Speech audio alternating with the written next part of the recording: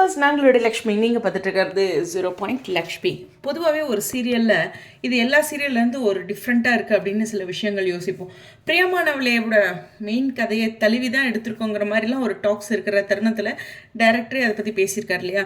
So அந்த மாதிரி ஒரு கான்செப்டில் இந்த சீரியலில் நமக்காக சில விஷயங்கள் பண்ணியிருக்காங்களா, அதை நான் குறிப்பிட்டு சொல்லணும்.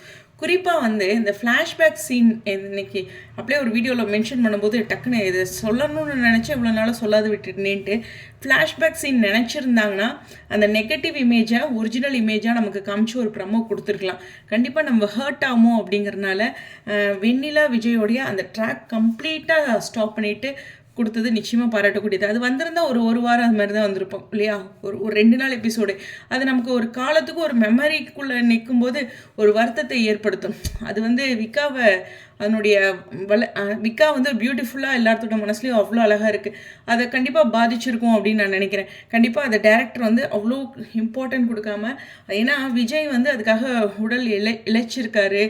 அந்த அப்டேட்டுமே பார்த்திங்கன்னா ஒரு ப்ரமோ கண்டென்ட் மாதிரி ஒரு சின்னதாக ஒரு பாட்டு போட்டு அந்த மாதிரியான ஒரு ப்ரொமோ கண்டென்ட் மாதிரி இருந்தது.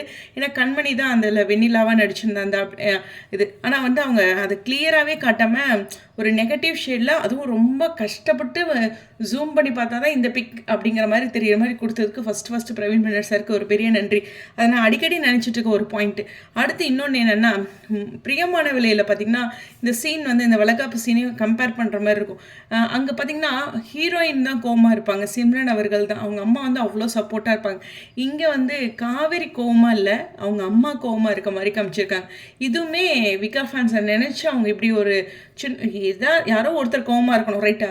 ஸோ அந்த ஒரு விஷயத்த வேறு மாதிரி கொண்டு வந்திருக்கிறது நிச்சயமாக ஹாப்பியான விஷயம் அப்படிங்கிறது தான்.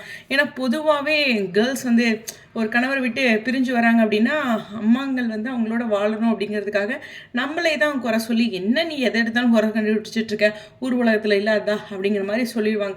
அவரே இவ்வளோ தூரம் வந்துட்டார், போய் வாழப்பாரு அப்படிங்கிற ஒரு பாயிண்ட் தான் சொல்லுவாங்க. ஏன்னா அந்த மூவியில் சிம்ரன் அவங்க அம்மா சத்தம் போடுவாங்க, விஜய்க்கு சப்போர்ட்டாக இருப்பாங்க. இங்கே பார்த்திங்கன்னா சாரதாம்மா இருக்காங்க.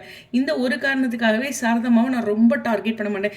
ஏன்னா இந்த கதையோட இப்படி பிரியணும் அப்படிங்கிற ஒரு கான்செப்டுக்கு அவங்கள பயன்படுத்தியிருக்காங்க அப்படிங்கிற ஒரு விஷயம் தான். காவிரியை பயன்படுத்தாததுக்கு நன்றி தானே நினைக்கணும். ஸோ அப்படி ஒரு பாயிண்ட்டும் எனக்கு தோணுச்சு. இந்த 2 விஷயத்துக்கும் நான் டீமுக்கு நன்றி சொல்கிறேன். ஏன்னா ஒரு சீரியல் உங்களுக்கு எப்படியோ அதே மாதிரி எனக்குமே ஒரு மெமரபுளாக இருக்கும். ஸோ இந்த மாதிரி ஒரு சீன்ஸ்லாம் இருந்திருந்தால் எங்கேயோ ஒரு பக்கம் மனசில் ஓரமாக வலிச்சுக்கிட்டே இருந்திருக்கும் இல்லையா, அந்த ஒரு விஷயம். ஸோ டீமுக்கு நன்றி. இதை விட இன்னும் சூப்பரான விஷயங்கள் நமக்காக அவங்க பண்ணிகிட்ருக்காங்க. நிச்சயமாக நிறைய விஷயங்கள் பார்த்து பண்ணுறதுனால தான் அதை இயர்லியராக நமக்கு அப்டேட் கொடுக்குறாங்க. எல்லா சீரியலும் இந்த அளவுக்கு கிடைக்கல, அதுக்குமே ஸ்பெஷல் தேங்க்ஸ் சொல்லலாம். ஸோ ஒரு சின்ன ஹார்ட் அவங்களுக்காக நம்ம உங்களுடைய கருத்துக்கள் ஸ்டேடியம்.